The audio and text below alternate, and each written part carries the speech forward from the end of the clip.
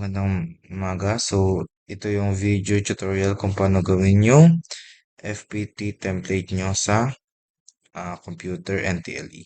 So, dapat ganito yung maging itsura ng website nyo. So, dapat may header, may mga links. So, nandito yung paragraph section. So, that may video. Okay, yung video na ito is yung galing sa TLE nyo. So, example, kapag punta natin sa CATS, dapat nandun yung mga instruction about sa CATS and then may video. Okay, so, para magawa yon, so first is kailangan mo natin gumawa ng folder. Okay? Sa my desktop or kahit saan na prepared yung gawa ng folder. So, gumawa ng folder, just right click and then new, tapos folder. Tapos kayo na bahala maglagay ng pangalan. Example, FPT grade 8. Okay? So, after maka-create, punta tayo ng Visual Studio Code para mag-open folder. Open folder natin yung bago natin gawang file. Okay? So, open folder. Hanapin nyo yung bagong gawa nyong file. Okay, wait lang natin. Okay, so nasa desktop siya. Hanapin lang natin si FPT grade 8. Okay, so yan ang ginawa natin kanina. Okay, save all. Okay, so kapag meron na tayong file, so first na gagawin natin is gumawa tayo ng new file. Okay, so pangalan na lang natin ng ah home.html or kayo bahala kung may prepared kayong name dyan. Okay, so home.html. So after nyan, create lang tayo ng ah, HTML tags. Okay, so create natin yun. So exclamation point lang. So after nyan, first na gagawin natin is the header part. So ito. So to create that, we need to add the header tag. Okay, para ma-recognize natin na header yung ganyan. And then, you can create div. Okay, pala tandaan. Tapos, h1 for ito. Okay, h1 for the first aid, common injury. So, for title. So, kung napipaste ko na lang yan. And then, for paragraph naman, itong mga nandito. Nakadepende yan sa inyo kung anong ilalagay nyo. Okay, so, for paragraph, yan muna nilagay ko. Okay, so, after nyan, tingnan natin yung file natin. Tingnan natin kung ano nangyari. Hanapin lang natin. So,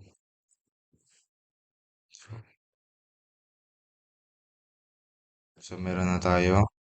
Header part. Ito yung part ng header natin. So, ngayon, diretsuhin muna natin. Diretso tayo. Gawin muna natin tong navigational link na to. Yung mga clickable link ng home, cuts, burn. So, para magawa yan, punta tayo ng Visual Studio Code ulit. After ng header, so para sa mga links, so gamit tayo ng navigation na semantic HTML. Okay, so for mga links, kagaya nito, gagamit tayo ng anchor tag or a tag. Okay, so pangalan na lang natin siya ng home, tapos kayo bahala a tag ulit, a tapos enter, tapos kayo ulit bahala kung ano yung sa TLE nyo. Sprain, ano man yan. Tapos, example is burns. A tag for uh, cats. Okay? So, example, yung mga yan. For example, meron pa kayong another example, emergency contact. Example lang to ha, pero nakadepende to sa igagawin yung website for TLE. Example, another is mga resources naman. Resources. Okay? So, after nyan, save lang natin. Tingnan natin kung anong nangyari. Okay, so that meron na tayong different na mga links. So, mamaya natin didesignan yan. So, ngayon is nagagawa muna tayo ng parang structure natin. So, ito yan ha. Ito. Ngayon naman, after nyan, ito naman yung gagawin natin for the section or the main part. So, for the section, punta tayo ng dito ulit. So, after ng navigation, gawa tayo ng section na semantic HTML. So, pwede maging main yan o kayo bahala. Pero ako, section yung gagamitin ko. Okay, for this part, okay, for this part, gagamit ulit tayo ng H2 kasi mas maliit siya sa H1. Okay, gamit tayo ng H2. H2. Tapos, kapaste ko lang yung kanina. Okay? So, dito ulit, kaya bahala ulit yung nakalagay dito sa loob. And then, paragraph for this part. Okay? So, paragraph para sa part na yun. So, yan, kinapapaste ko lang yan ha. So, ito naman is no need kopyahin. Nakadepende to sa ilalagay nyo sa website nyo. Okay? And after nyan, kapag may section na tayo, so next one is, gagamit naman tayo ng for video. So, after ng paragraph, ito naman yung video. So, para sa pag-create ng video na to, gagamit tayo ng video control tag. Video, okay? So, type nyo lang control. Okay? Tapos, after nyan, space lang natin. Source. Okay, source SRC, hanapin nyo lang. Okay? So, after nyan, hanapin nyo, dapat meron na kayong, yung mga website, yung mga video nyo is dapat nandito na sa folder na ginawa nyo. So, example, kunin ko yung video natin ha. So, hanapin ko yung video. So, example, ito yung gagamitin kong video. Video and video 2. Okay, so, ipapaste ko lang yun dun sa FPT. Paste ko lang dito. So, dapat magkasama yung home.html nyo at yung mga video nyo. Okay? So, after nyan is, so, dito sa SRC, dito natin ilalagay yung file name ng video natin. So, kayo bahala kung video.mp4 or kung anong pangalan ng MP4 nyo or video nyo. Okay? So, pag type natin, lagay nyo lang video/mp4 para ma-recognize nyo na video yung type na pinapasok natin sa kanya. Okay? So, after nyan, so, pagka-save natin, so that video nyo. Okay? So, next is, so, another description for yung sa ilalim naman ng video nyo. So, for example, may another description kayo. Depende yun sa inyo. Okay? So, para lang gawa nun, gawa tayo ng p-tag. So, lorem na lang gawin ko. Example, paragraph lang to ha. Another, kayo ulit gagawa niyan. Lorem lang yan.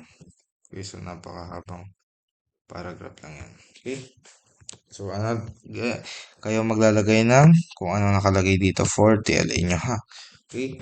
So, ngayon tapos na tayo mag-create ng structure. So, meron na tayong structure. Meron na tayong part. Meron na tayong mga link. Meron na tayong section part or the main part is may video and then may description na. Okay? So, ngayon pupunta tayo for the design. Okay? So, sa pag-design, punta tayo ng head tag. So, gumamit tayo ng style tag. So, sana tanda po to. Okay? So, okay. So, first na gagawin natin is i-design naman natin yung body. Okay? Body. So, first, set muna natin yung background color.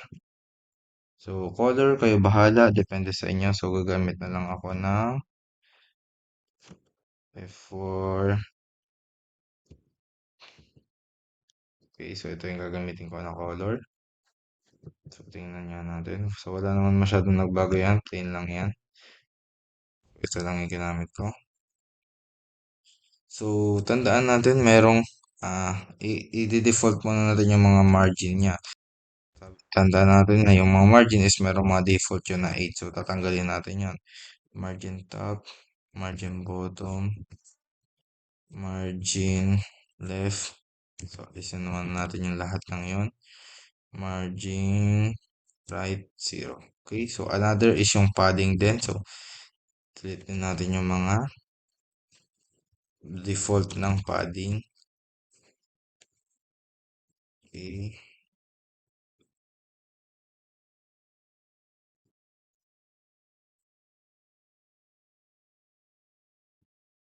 Okay.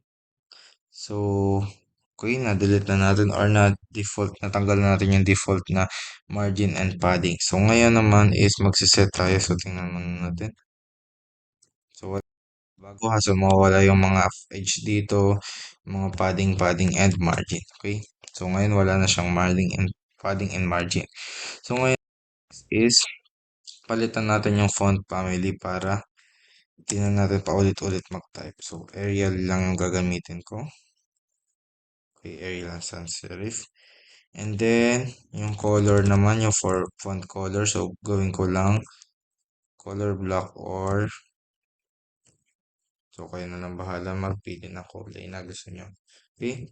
So, para lang maging okay. So, para lahat is yung color. And then, wala na siyang bottom and wala siyang margin and column and padding. Okay? So, ngayon, so, naset na natin yung for body.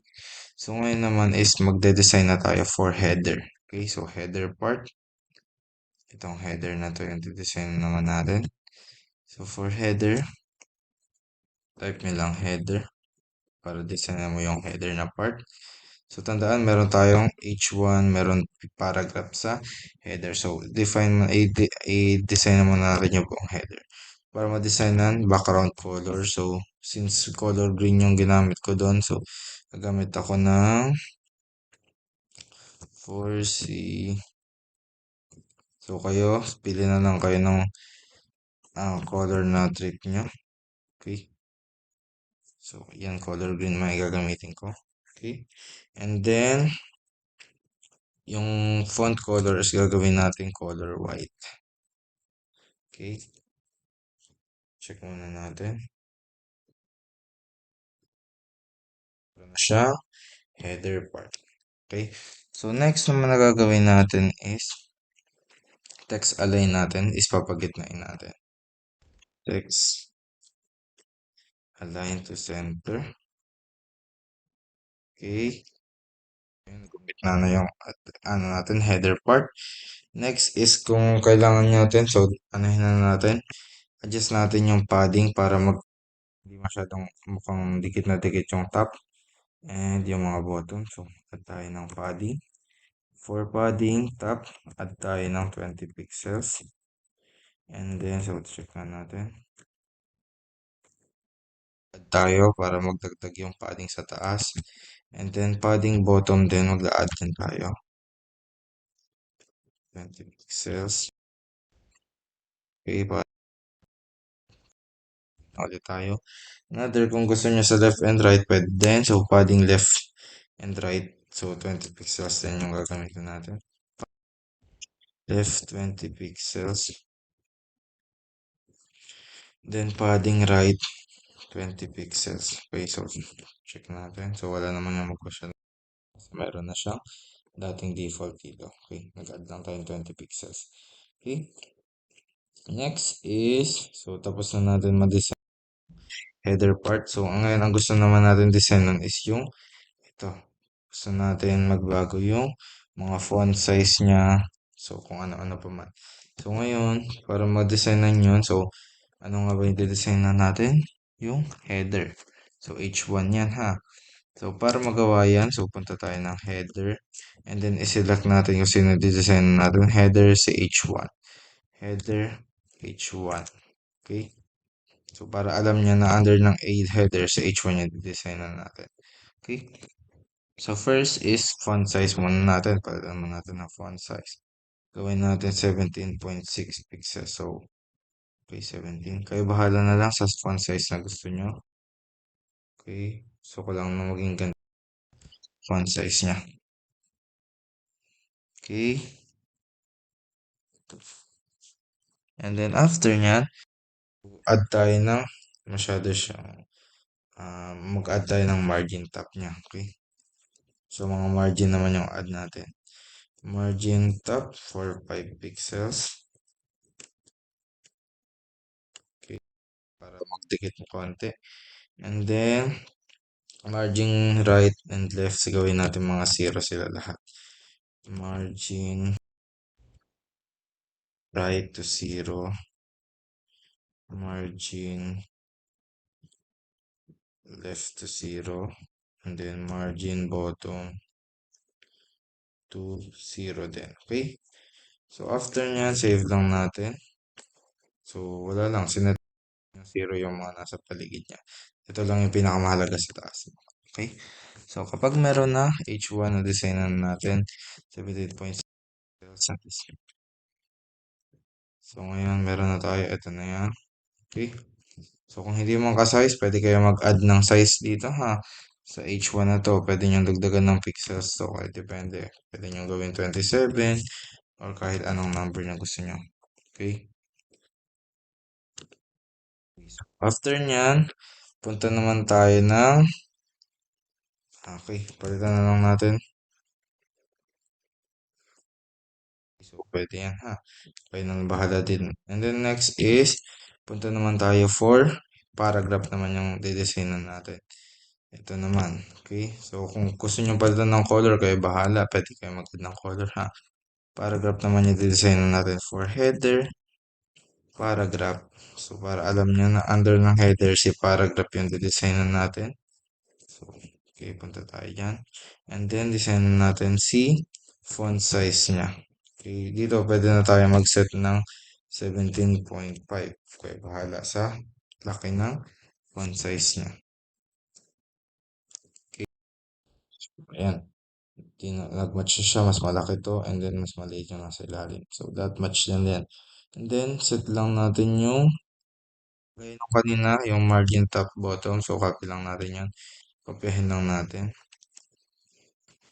So, kayo, bahala. Pwede nyong i-modify to depende sa nakikita nyong design. Kung gusto nyo malapit, masyadong malayo-layo dito, pwede kayo magdagdag ng ah pixels. Pwede nyo gawin 10 pixels para masyadong yung dalawa. Kayo bahala doon. Okay?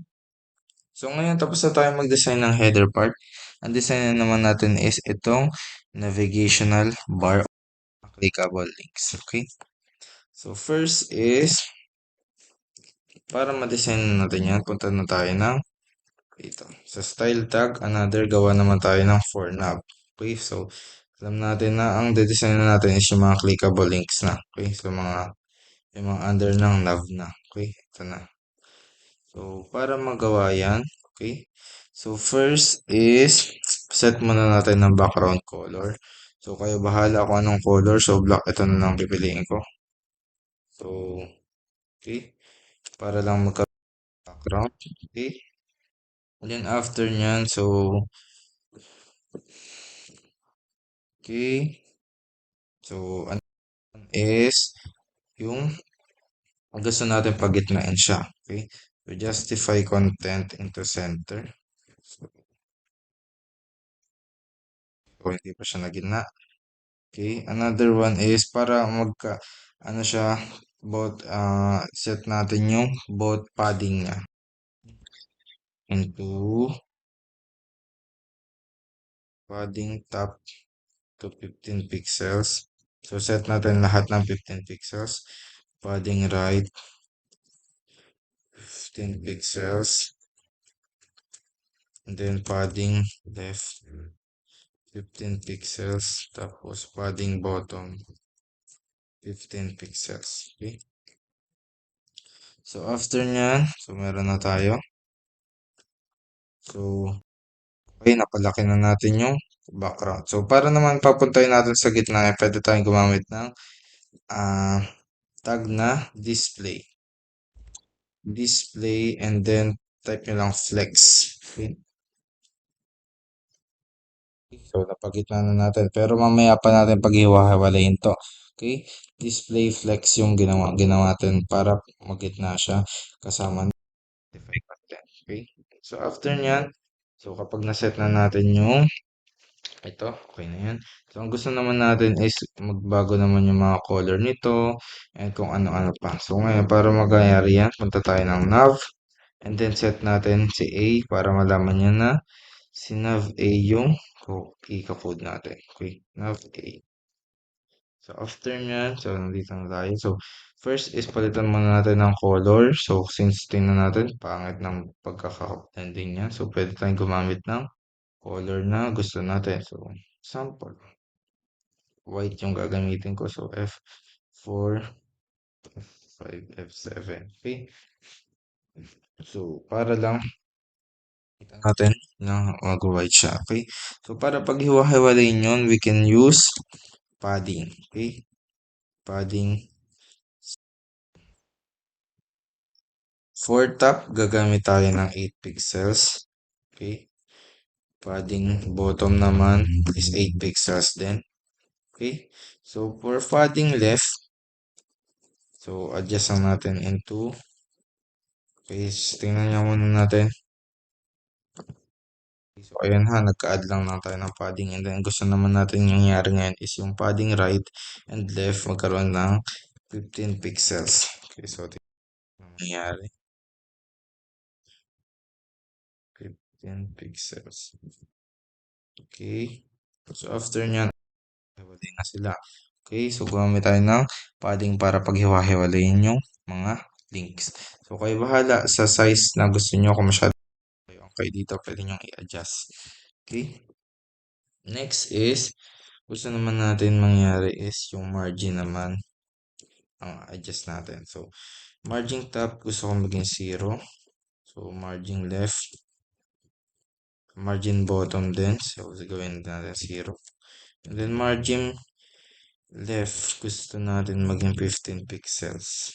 Okay? And then, margin right naman, same na sa left, 15 pixels. Okay? So, para makita natin kung ano nangyari. Okay? Napaghiwa-hiwalay pa natin. So, nag-add tayo ng another space for every margin. Okay, meron yung mga nagdagan tayo ng margin. Next is, ang gusto natin yung font size is magbago. So, gusto natin medyo palaki pa font size and 2. So, kayo bahala dito kung anong gusto nyong font size. So, akin 16 lang. Ayan, same lang din natin. Kayo bahala kung gusto nyo palakihin pa yung font size na nilagay nyo. Okay? So, after nyan, gusto kitang-kita na may underline pa. So, wala naman links na, wala namang website na may parang ganyan pa. So, para mawala yan, alisin lang natin yung text decoration niya. Text decoration into none. Okay? Para mawala lang yung mga yun. Para mawala yan. So, para magmukha na siyang, maganda na din. Hindi na kagaya ng kanina. Okay? So, yung color. Margin top bottom. So, font, meron na din. So, okay. So, meron tayo.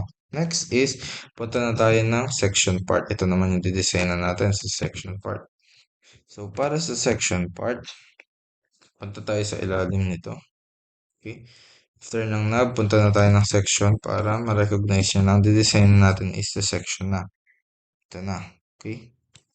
Okay, ito na yung didesign natin. Si first aid, si mga ganyan. Okay.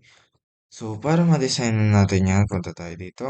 So, first is, adjust muna natin yung color niya. So, kung hindi pa kayo satisfied sa color nito, pwede kayo magpalit ng, ay hindi, background color. Gawin tayo ng background color. So, kung satisfied na kayo sa color, pwede din naman. Pero kung hindi pa, pwede kayo magpalit ng ibang color. Okay? So, white. So, change lang natin yung background color into white. Parang wala din naman pinagbago. So, kayo kung gusto nyo palitan ng background color, okay lang. Next is, so, adjust naman natin yung mga margin and padding. Okay, so for padding top, adjust lang tayo ng 40 pixels.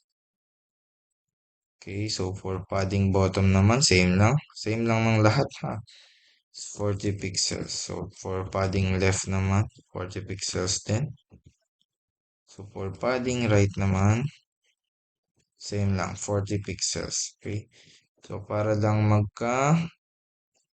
okay, para gumit na gitna lang. So, padding lang in-add natin, hindi pa margin ha. Okay, so for margin naman, add tayo ng, okay. So, for margin, top, add tayo ng 0. Okay. For margin bottom naman is add tayo ng 0. Okay. Okay. Okay na, may padding, may margin na tayo. Another is, add naman tayo ng margin right.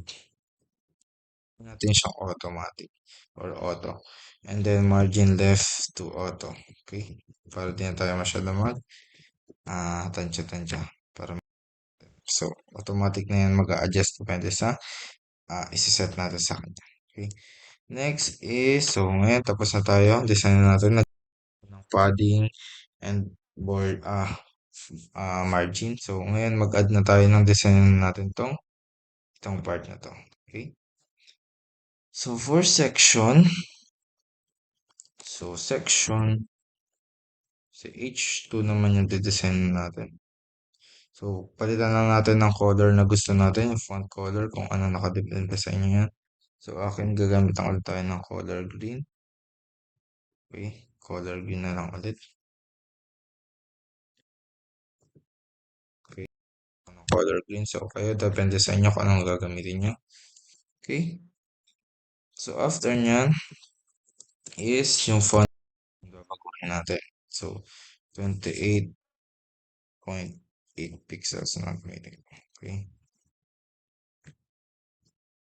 Ayan. Okay, in-adjust lang natin yung font size and color. So, ngayon naman yung section na paragraph naman yung papaguhin natin. Design na lang ulit natin into color. So, gusto ko maging color block na lang. Or 555. Okay. So, design na lang. Okay, yan na. Kasing color lang din naman yan. Parang di naman nagbago. And then next is font size. Pwede nyo baguhin. Okay, pwede kayong gumamit ng 17.6. Okay, depende sa inyo. Basta dapat mas maliit yung paragraph kaysa sa mga title. Okay? So, kapag meron na, adjust na lang din natin yung padding and bottom and margin. Okay? So, margin muna natin. So, for margin, top 15 pixels. And then for margin bottom, gawin tayo ng 0. And then margin right, 0 din. Wait, margin right, 0 din. And then margin left, 0 din. Okay. So, kapag meron tayo, tingnan natin kung ano nangyari. Okay. So, wala pa naman masyadong pagbabago. Okay. So, ngayon naman, is-design na naman natin. So, okay na to ha. Meron na tayong mukha na siyang website. So, ngayon naman is ito naman yung gawin natin. Yung sa video. So for the video, so gamit lang tayo since meron sa drill niya naman siyang video. Isa lang din naman yung video natin sa isang link. So video tag na yung gamitin natin. Okay, so pero kung dalawa yung video nyo, tapos nasa magkaibang section, pwede kang gumamit na section and then video. Saka nyo sabihin. Pwede yung ganyan ha. Pero since isa lang yung video natin, so video na lang direction natin. Okay? So, para magawa yan, so, ang gagawin natin is, yun, na-adjust muna natin yung width into 100% para ma-occupy niya lahat na space, hindi lang siya masyado. Okay, so, ma-occupy niya yung buong width na 100% na sinet natin. So, bakit hindi nagsagad hanggang dito? Kasi meron tayo nakaset dito na padding ay na margin and then meron din dito sa kabilang margin. So, kaya hindi siya nasagad hanggang dito kahit 100% yung nilagay natin. Okay. So, next is adjust natin yung margin niya. Margin. So, top. Gawin natin 20 pixels. And then yung the rest, gawin na lang natin 0. Margin bottom, 0 pixels. Margin left, 0 pixels. So, alisin na natin yung 0 pixels. Okay lang naman yun. Then, margin left, 0. Okay. So, save na natin. So, yun. Tapos na tayo sa pag-create ng ating homepage. Okay, so meron na tayong homepage. Nandito na. Okay, tayong homepage. So, ang gusto naman natin gawin, every natin, so, yan is, re-recycle natin tong link na to. Okay, so, next is, punta tayo ng yung file natin. Okay. Punta tayo ng Visual Studio Code. So mag-add tayo ng mga iba't ibang links. Okay, mag-add tayo ng iba't ibang file for dito, for sprain, for burns, for cuts, for emergency contact, and resources. For example, for sprains, sprain.html. Then add din tayo for cuts.html. Okay. And then add din tayo ng, ano pa yun? Burns.html tayo. Burns. So, add kayo na hanggang sa kung ilan yung link na nilagay nyo ha. Lahat dapat meron kayo nito. Okay, para every time na mag-click may pupuntahan nyo, kiniklik natin. So, emergency dapat meron din. Emergency.html. Another is resources.html. Okay. O, pag napag-create na ng lahat, recycle na lang natin itong design natin. Okay. Control A, copy paste lang natin. So, copy paste natin sa lahat. Save. Copy paste sa lahat. Copy paste sa lahat. Copy paste sa lahat. Copy paste sa lahat. Okay.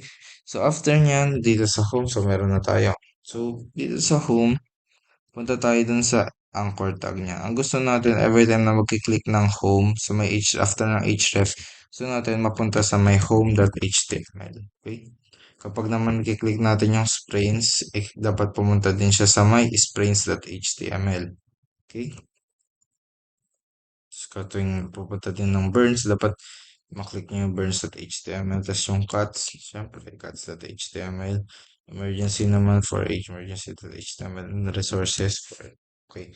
So, para every time na magkiklik tayo dito, every time na nasa home tayo, okay, pag nilock natin yung sa my cuts na section. So, yun yung difference niya kasi wala naman tayo pinagbago. So, example, welcome to the first aid guide. So, ang babaguhin na lang natin dito is description. Example, sa may sprains. Okay? So, baguhin na lang natin yung mga title.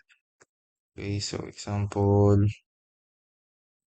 baguhin natin na welcome. This is for sprain. Okay? Okay, so example, yan. So, para every time na mag-click save natin, save lang natin. So, refresh. So, natin na. So, wait. Sprint.html. So, tama naman. Tayo nagbago pala.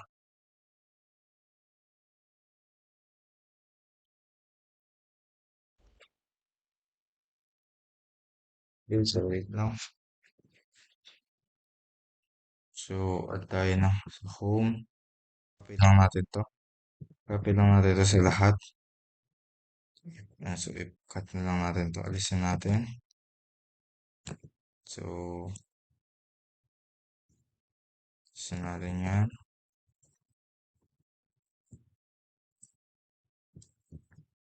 Alisin natin yan. Palitan natin. Okay. Okay, so save natin lahat. Control S, Control S, Control S, Control S. So, okay, so after nyan, okay, so, so makikita nyo na siya. Okay na? Okay, so, kunwari, nasa burns naman. Palitan mo na lang ng burns. Okay? Paul, palitan mo ng this is for burn. Okay, so example, welcome to the burns. Example lang to ha. Okay, so yan. Para alam na nasa lang. Babaguhin nyo lang dito is yung video. Siyempre, video nyo dapat to. Yung mga description. And yung design, siyempre. Okay? So, kung gusto nyo mag-design description sa ano nyo dito, pwede nyo lagyan dito. So, sana malinaw. Spray. Okay, depende sa home. Pwede nyo alisin yung video. Tapos, dagdagan nyo lang ng mga pictures or kung ano-ano man na design na gusto nyo. Tatapos ang ating video. Okay.